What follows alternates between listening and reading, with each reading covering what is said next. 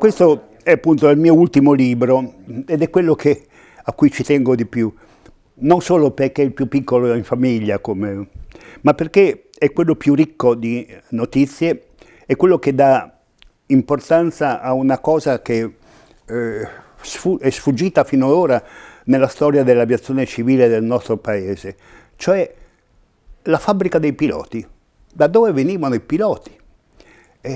L'Alitalia, la nostra compagnia di bandiera, ha supplito anche in questo settore. Nel 1947 si formano le prime compagnie, cioè il Trattato di pace consente all'Italia di formare le prime compagnie aeree, si formano l'Ali Adriatica, l'Alifoto Riunite, l'Airone, l'Alitalia, la LAI, e il personale necessario, il personale di volo, non solo piloti all'epoca ma anche motoristi e radiotelegrafisti, sono essenzialmente quelli provenienti da prima del conflitto.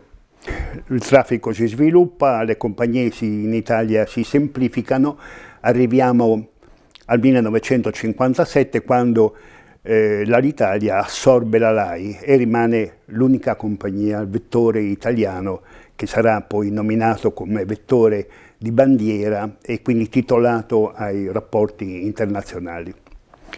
Il traffico aumenta e arriviamo agli inizi degli anni 60 e ricordo che l'ingegner Velani, nome tutelare e fondatore dell'Alitalia, dichiarava che l'espansione della compagnia è limitata solo dal numero dei piloti e questa necessità divenne così evidente che costrinse l'Alitalia a farli in proprio, fondando la prima scuola piloti a Brindisi.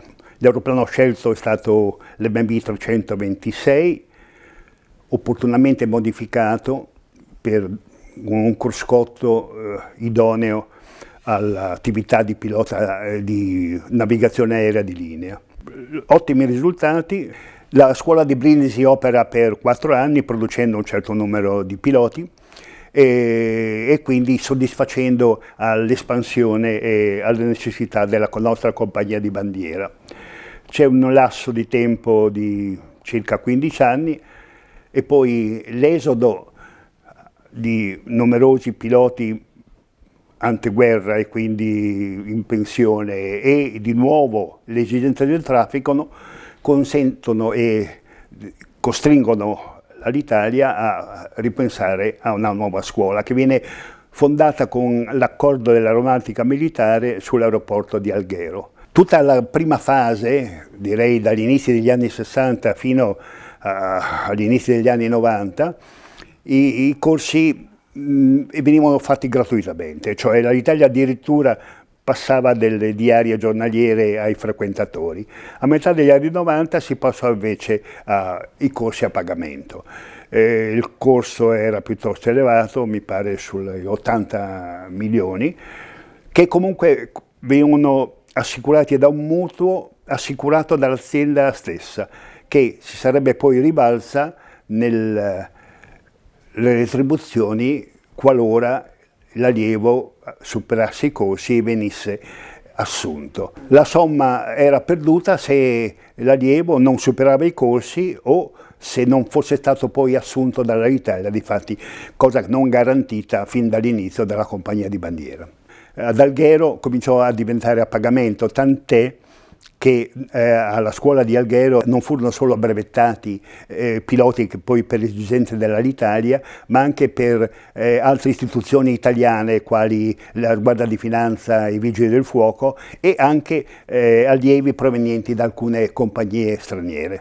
Qui la cosa diventa veramente grossa perché la flotta di aeroplani è diventata oltre 10 o 12 esemplari. L'aeroplano scelto tra l'altro fra Macchi e Piaggio sono in plurimotori a elica, perché l'elica, a detta degli istruttori, rimane più formativa per i piloti di aeroplano.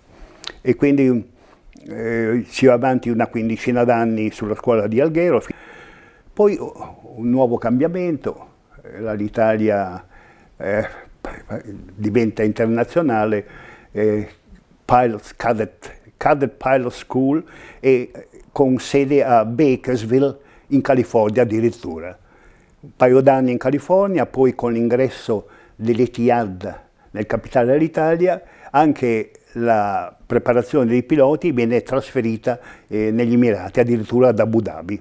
Altra fase addestrativa e infine, a metà del 2015, ritorno a Roma con l'addestramento teorico fatto al centro addestramento personale dell'Alitalia a Fiumicino e addestramento in volo all'aeroporto dell'Urbe, a Urbe Aereo. Questa è l'epopea, direi, della formazione dei nostri piloti commerciali. Quanti piloti sono usciti dalla fabbrica d'Italia?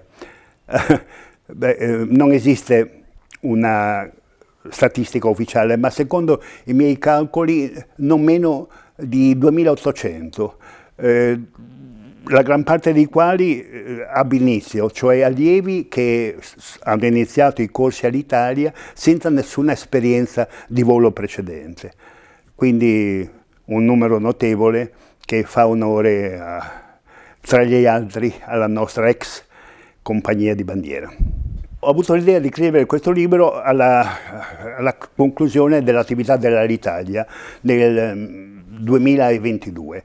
E ho cominciato a raccogliere documentazioni e a interessare un editore appassionato collaborativo come Carta Bianca Publishing di Bologna, che mi ha sorretto e consigliato e aiutato nella documentazione in tutti questi anni, cioè dal 2022 ad adesso, che a dicembre del 2025, quando questo libro ha visto la luce. Quindi devo ringraziare i due giovani editori bolognesi, anche se nativi a Roma, ma trapiantati al nord, che hanno voluto aiutarmi in questa opera di diffusione di una importante fase della nostra aviazione commerciale. Ed è questo forse una delle cose originali del libro, sapere che è fatto anche dalle testimonianze dirette di istruttori e di allievi, con indiscrezioni, non direi pettegolezzi, ma aneddoti che rendono la lettura estremamente vivace e interessante. Quindi non è solo un libro con caratteristiche tecniche e storiche, ma anche un libro che appassiona dal punto di vista dell'esperienza umana di questi giovani ragazzi che, immersi in un clima nuovo, difficile, impegnativo, ma anche esaltante. Tutte foto originali, ecco, questo, documenti unici, mi hanno aiutato nella documentazione, hanno recuperato una fotografia in Giappone.